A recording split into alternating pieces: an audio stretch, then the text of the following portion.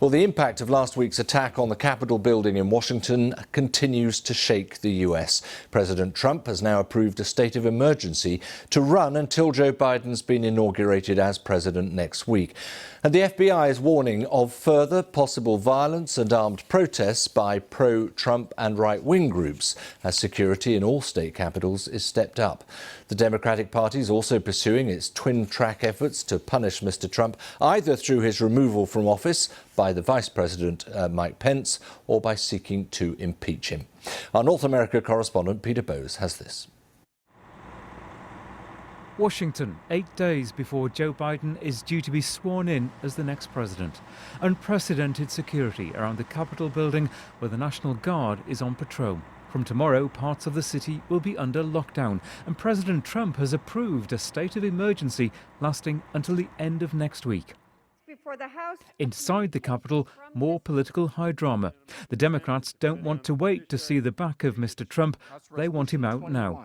Resolution calling on Vice President Michael R. Pence to... It's a long shot, but they're hoping the Vice President and a majority of the cabinet will agree to invoke the 25th Amendment, declaring Mr. Trump unfit to continue in office. He will be removed immediately.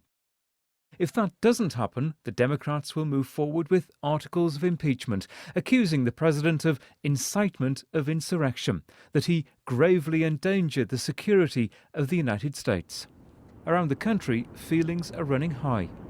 You know, if one of us was inciting a riot, we would get thrown in jail. So I think that somebody just because you're the president doesn't mean you are exempt from the law. And I think that he should be held accountable. Hurry up and impeach him.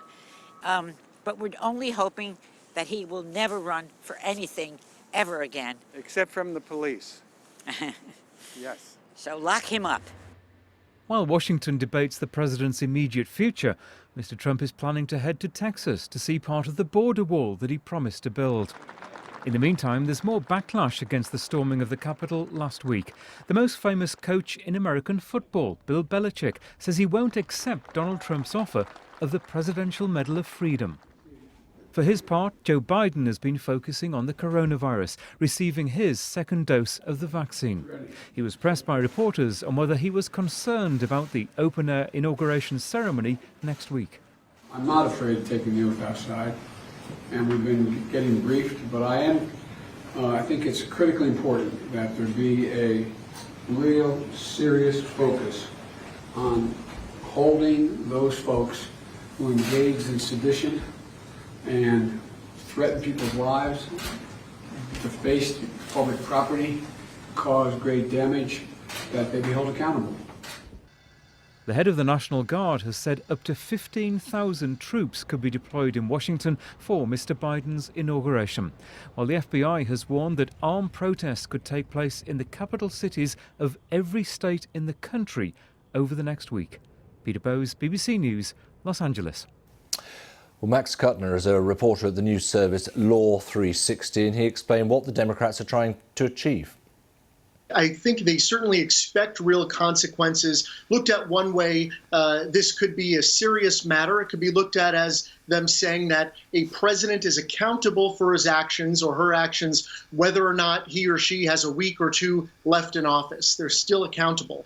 On the other hand, it is an opportunity, especially for those House Democrats, to issue one parting blow towards Trump, kind of a don't let the door hit you on the way out kind of thing. So they are serious. They're working with warp speed, especially compared to what we saw with impeachment a little bit more than a year ago, with the 25th Amendment measure scheduled for tomorrow night. And if that doesn't go through, impeachment vote scheduled for Wednesday.